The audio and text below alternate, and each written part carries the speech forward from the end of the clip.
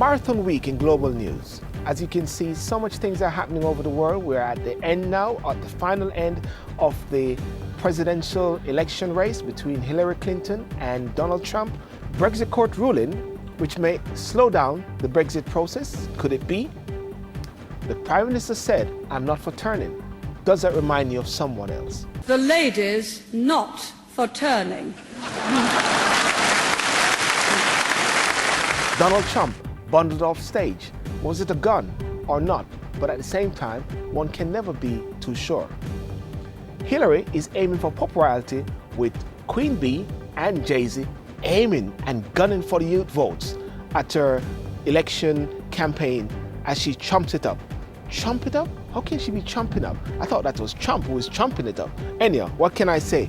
And guess what? Number one. Always have a number one in this world. Andy Murray. Congratulations.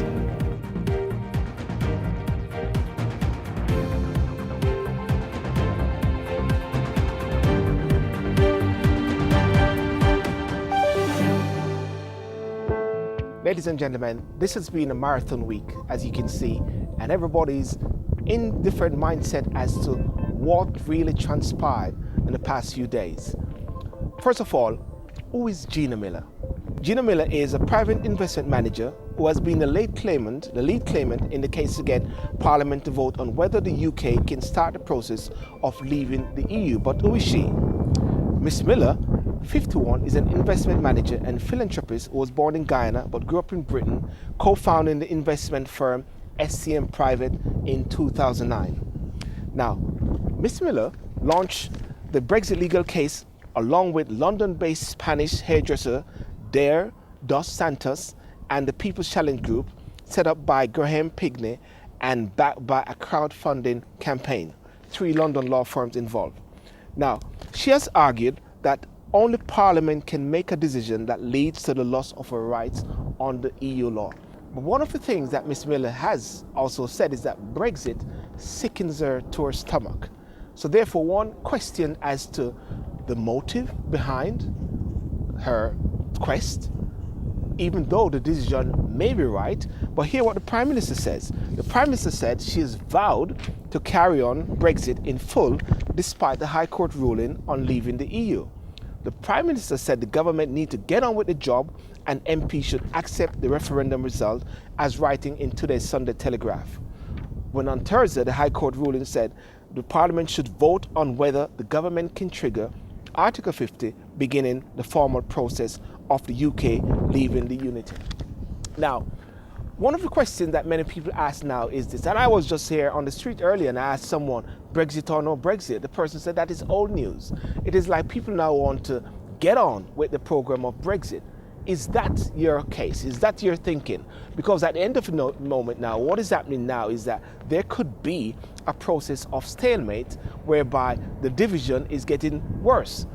But here are some of the key questions that people are asking about Brexit. And this is it. Does this mean now that we may not be allowed to leave the EU? What does the court ruling mean? The court ruling does not mean the end of Brexit. The case was about the government's right to trigger the formal 2-year process of leaving the EU without there being a vote in Parliament. The government is saying it is going to appeal against the decision, but as things stand, the ruling means MPs and Lords will have to give their go-ahead before the Prime Minister Theresa May starts her negotiations on the UK's exit from the European Union. Theoretically, they could decide not to give the go-ahead, but in practice, that is seen as highly unlikely, given that a majority of people who voted in the June referendum voted for the UK to leave the EU. Now, the question again is, what was the legal basis that swayed the decision? Legal affairs commentators said that this decision had been based on the argument the government could not use its executive powers because it could mean effectively overturning an act of Parliament. Triggering Article 50 could eventually lead to the UK, leaving the EU, which effectively takes away rights granted by Parliament, such as the right to free movement in Europe. The High Court ruling effectively defined the limits of the government power by reiterating that Parliament is sovereign. it can create laws and only Parliament can take it away. So what legal argument will the government use next month? Because the government said they will be appealing the decision of the High Court. What we do not know yet is what is the argument, but it may try to repeat the argument that its prerogative powers allow it to trigger Article 50, because that in itself does not mean an immediate change to UK citizens in the EU citizens' EU rights. Now, what is the legal situation on whether Parliament need to pass a legislative act in order to trigger Article 50, as distinct from just taking a vote? Paragraph 13 of the ruling essentially states that a parliamentary motion is not to satisfy the terms of Brexit. UK membership is bound not in prerogative powers, but in the 1972 EU Communities Act, and therefore need primary legislation to be taken away. The Brexit Secretary David Davis says the judges have laid out what we can't do and not exactly what we can do, but we are presuming it requires an act of Parliament. Now, there's much more as well. Was the referendum result mandatory or advisory? On my show, the Sylbourne Show, we, leading up to the EU referendum, we had many discussions on this matter as to whether it was advisory or not. Was it advisory or was it mandatory? The EU referendum was advisory, as was discussed in the court ruling on Thursday. It points to the basic constitutional principles of parliamentary sovereignty and representative parliamentary democracy in the UK, which led to the conclusion that a referendum on any topic can only be advisory for the lawmaker in Parliament unless very clear language to the contrary is used in the referendum legislation in question. No such language is used in the 2015 Referendum Act it adds. Therefore, for yourself, think about it. Now, it's going to keep going on and on and on. But one thing for sure, that is there a way forward through this whole maze of election reforms? Because guess what as well? They're talking about proportional representation. They're talking about removing the House of Lords. Or could there now be a cause for Theresa May to call a general election? Think about it. Now, the second thing big in this week, as you can see, and those who are following the international news across the Atlantic with Hillary Clinton and Donald Trump, you can see, of course, they are ramping it up now with Hillary Clinton having Queen Bee, which is Beyonce, of course, and Jay-Z and Katy Perry, as she's gunning for youth votes. As well, you have Donald Trump, who is actually using the babies. He's keep going for the babies, kissing the babies as well.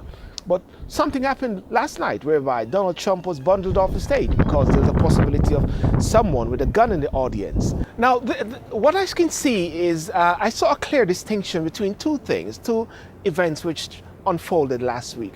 One, whereby Donald Trump was bundled off stage because of the potential harm to him by someone in the audience which they say had a gun.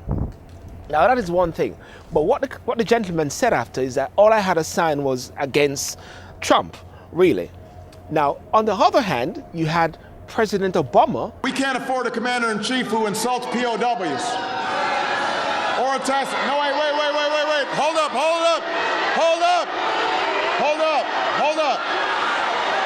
Hey, hold up. It's okay. Hey, hold up. Hold up.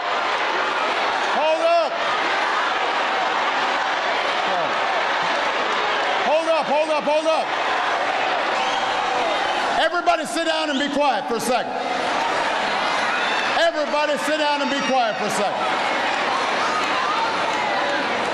Now listen up. I'm serious. Listen up.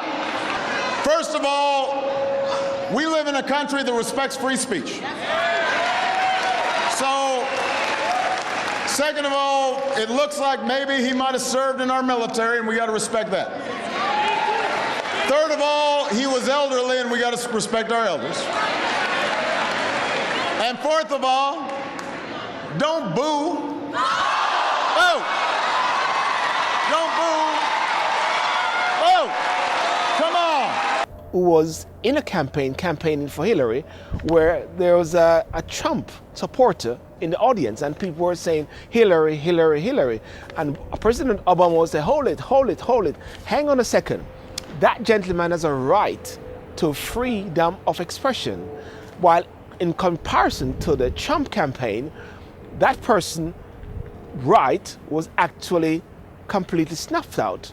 But at the same time, they said that he possibly had a gun. Now, one cannot tell as to exactly what happened, but you can see the clear disparity between the type of elections, but we'll never know until next week, November the 8th, who's going to win, and whoever win, we'll have to live with it, whether it's going to be a Trump presidency or a Clinton presidency. And finally, of course, I always like to say number one. And in the UK, I think we are at a point now whereby we really now should just be galvanizing and just moving forward with the Prime Minister, with Andy Murray as number one. I mean, what can I say? We're hoping for Lewis Hamilton as well to be number one. Is that possible? I'm asking my producer, is it possible? Will Lewis Hamilton be number one again? Well, will the Sylbourne show be number one? Why not? Let's all be number one, you know? Ladies and gentlemen, have a fantastic week. Let's go for it with whoever win the next election. And as well, let's go for the best Brexit that we can.